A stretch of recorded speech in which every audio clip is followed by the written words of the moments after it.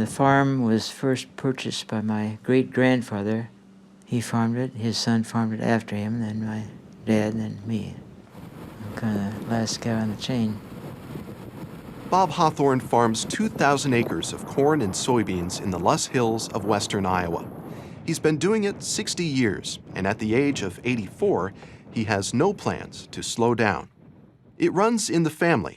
His father, Fred Hawthorne, stayed active on the farm into his 90s and lived to be 98, so Bob feels like he's still got plenty of time left to work. I'd be bored not having anything to do. Now, I've also noticed that farmers, when they retire, buy a house in town, move into town, they die of a heart attack about the next year. Seems like farmers have to keep going, active, or they just fade away. Hawthorne is part of a growing group of farmers. In fact, farmers over 65 years old have been the fastest growing group of farmers in the country. Working beyond retirement is a national trend. In 2012, 5% of the U.S. workforce was old enough to retire, but a quarter of all farm operators were over 65. When it comes down to it, it's just easier for farmers to work longer. It's not quite as back-breaking a task as it used to be. Well, it isn't. It's more you use your mind rather than your back, so you can go longer. And while the average price for 2013 is yet to be determined, farming is more lucrative now than just about any time since Bob Hawthorne came back to the farm in 1955. But in surveys of Iowa farmers, Mike Duffy has learned regardless of the money or new technology, some farmers will just never quit. Farmers are farmers, and that's who they are, and that's who they identify themselves as, and so they don't, that's like retiring from who you are.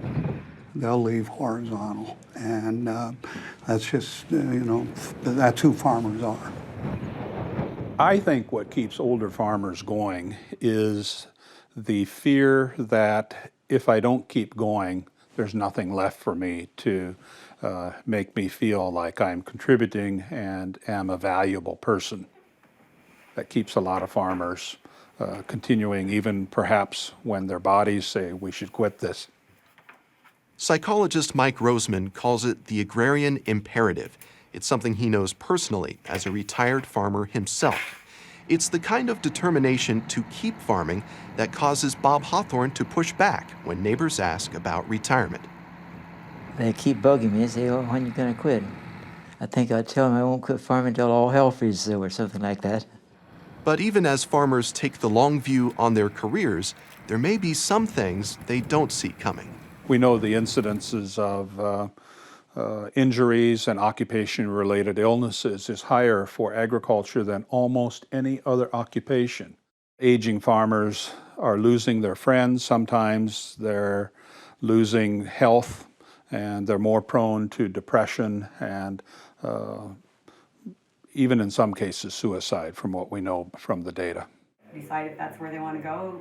Access to care is a problem in many rural areas. The Nebraska Rural Response Hotline has been helping farmers and their families find counseling since the farm crisis of the 1980s. But many don't get the help they need. Studies have found the risk of suicide is 60% higher for farmers than the rest of the population. Studies also show a surprising number of farmers work late into their careers without a plan for how it will eventually end.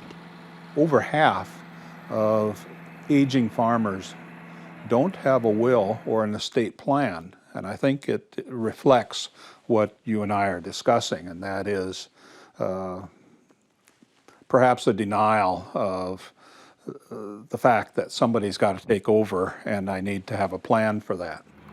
The plans older farmers make have larger implications because more often than not, they own the land they're working. That means farmers like Bob Hawthorne hold a big piece to the future of farming. Mike Duffy describes the trend in Iowa. In the early 80s, about 10%, 12% of the land was owned by people over 75. Now, nearly a third of Iowa farmland belongs to people over 75. But those landowners know their neighbors are watching and waiting. Where you see tensions is in communities, people trying to bid for land and outbid each other, and going to retirement homes and going to funerals and asking widows if, offering to rent their land, and, all kinds of nonsense like that. To some extent, it's competition among businesses, but to some extent, it's very cutthroat and it leaves bad feelings. Bob Hawthorne does wonder what will happen to his family's farm. He knows one thing. After 4 generations, the Hawthorne family farm ends here. He has no children of his own. He never married. What will happen? It's a big question, and not one he seems ready to answer. Not just yet. We aren't short of young people that want to farm. We're short of old people that want to move over. And when I look overhead, I see a lot of vultures circling and descending on me.